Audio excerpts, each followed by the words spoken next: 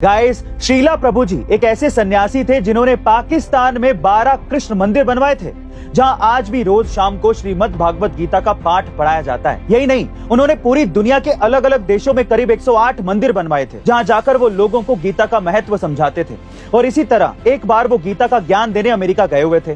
तभी वहां पर एक रिपोर्टर आ जाता है और उनसे पूछता है कि इंडिया में रोज भगवान के नाम पर कोई ना कोई व्यक्ति भगवान बन जाता है, तो क्या आप भी उसी में से एक हैं? तो स्वामी जी ने बड़ी सरलता से गीता की ही एक बात से उसका उत्तर दिया। उन्होंने कहा कि नहीं, मैं भगवान नहीं हूँ, मैं तो उनका नौकर हूँ। और नौकर कहना भी गलत होगा, मैं तो उनका नौकर बनने की कोशिश कर रहा हूँ।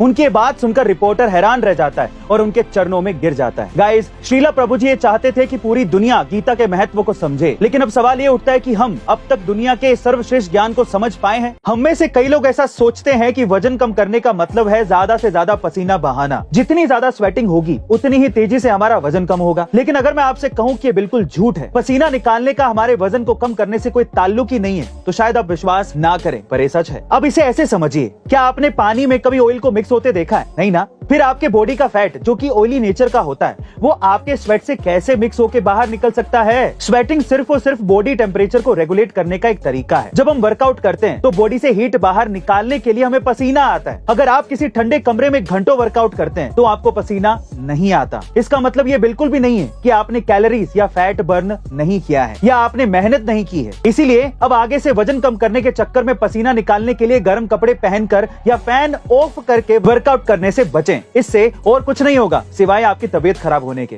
गाइस, आपने फिल्मों में तो कई सुपर हीरो देखे होंगे, पर अमेरिका में रहने वाले डैनियल किश किसी रियल सुपर हीरो से कम नहीं है, क्योंकि पूरी तरह से अंधे होने के बावजूद भी वो अपने कानों से देखते हैं। जी हाँ गाइस, अब ठीक सुन रहे हैं। दरअसल 13 महीने की उम्र में आई कैंसर से उनकी दोनों आंखें चली गई। इससे हार ना मानते हुए उन्होंने एक सोल्यूशन निकाला। वो अपने मुंह से आवाज निकालते हैं और उस आवाज की इको आसपास से टकराकर जब वापस उनके कानों में पहुंचती है, उन्हें सब कुछ साफ साफ पता लग जाता है कि आसपास क्या है। बिल्कुल उसी तरह जिस तकनीक से चमगादड़ रात के अंधेरे में देखते हैं, ये इतने माहिर हैं कि रात के अंधेरे में भी इंसानों से बेहतर काम करते हैं, जिससे लोग उन्हें किसी सुपर हीरो से कम नहीं मानते। गाइस, आपने बहुत सारे हैरान कर देने वाले पेड़ पौधों के बारे में सुना होगा, पर सबसे अलग ये ऐसा पौधा है जिससे एरोप्लेन तक उड़ाया जा सकता है। जी हाँ गाइस, आबू धाबी में रिसर्च द्वारा उगाए जा रहे इन खास तरह के पौधों के बीच से जो तेल निकलता है उससे जेट फ्यूल बनाया जाता है, यानी वो ईंधन जिससे हवाई जहाज उड़ते हैं। साइंटिस्ट का मानना है कि आम ईंधन के मुकाबले ये कार्बन की मात्रा 80% तक कम करता है, और इसकी सबसे खास बात ये है कि इसको उगाने के लिए खारे पानी का इस्तेमाल भी कर सकते हैं। तो गाइस, इतनी सारी खूबियों के साथ है ना ये एक जादुई पौधा